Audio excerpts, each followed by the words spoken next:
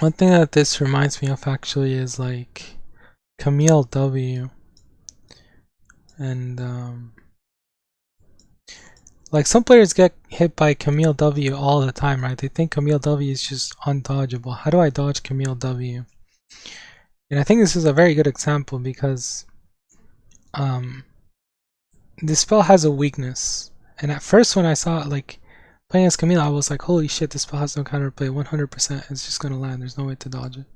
The thing is, if you try and run away and you're like wherever you are, but like you'll be somewhere around here, right? If you try and run away, Camille will follow you and the spell will always land. If you try and run into it, Camille will do the same thing, but instead of following you upwards, she follows you backwards, so you can't dodge it like that.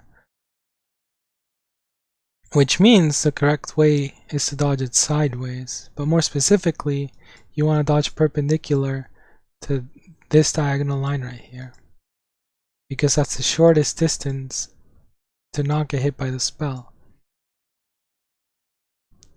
And once you learn this, dodging the spell becomes a lot easier, right?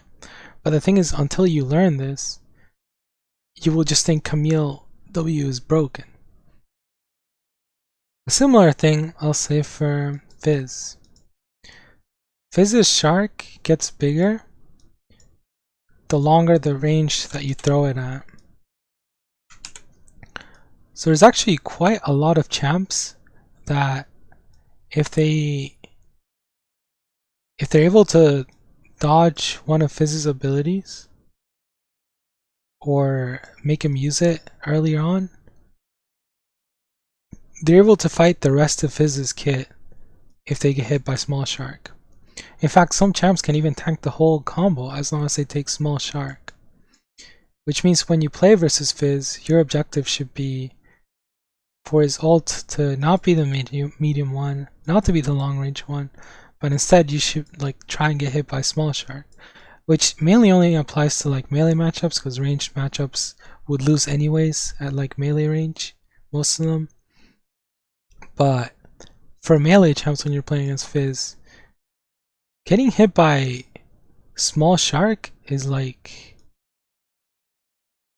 30% of like Fizz's damage, or I don't know how much percent, but it's just like you can basically win just by fighting him melee range. And so once you figure this out, some matchups actually become a lot easier versus Fizz. And so why am I saying this? Like I said, it's because I think there's certain weaknesses that these champs have, certain mechanics, like maybe it's a thing about mechanic, maybe it's a thing about basing, like against the AD champs, just first base, seekers, it helps a lot. You know, sometimes you take like exhaust against that, like there's so many things in lane as well, just like in combat in lane. Let me give you another example, like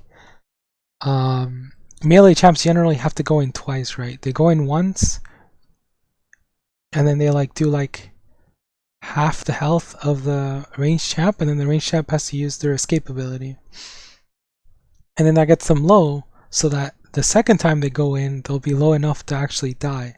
So like usually melee champs, when you're playing melee versus ranged, you can only beat the ranged matchup if you go in twice. So like a good example of champs that have these matchups are like Irelia, Riven. Like if you're playing these champs versus any ranged matchup, like most of the time the way you'll win them is by going in once, then blowing their like whatever their dash is, if the enemy has a dash, or like whatever their escape tool is. You'll go in once, you'll burn it, and then you'll just chill back, and then you'll go in again, and then that time they won't have it, right? That's how you'll win those matchups. And so basically what I'm trying to say is like there's certain things that you can learn about the game that just like completely cancel what we think is OP, because we just haven't learned what the weakness is. So I think the main problem here is like these people just like don't yet know how to learn, or like aren't learning the right way, right? The problem is just that like They need to change the way they're learning to play the game. That's the problem.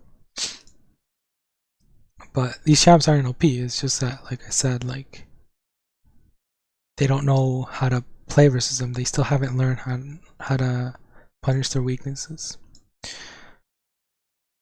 But yeah, thanks for watching. This has been Omar 2582. Back at it again.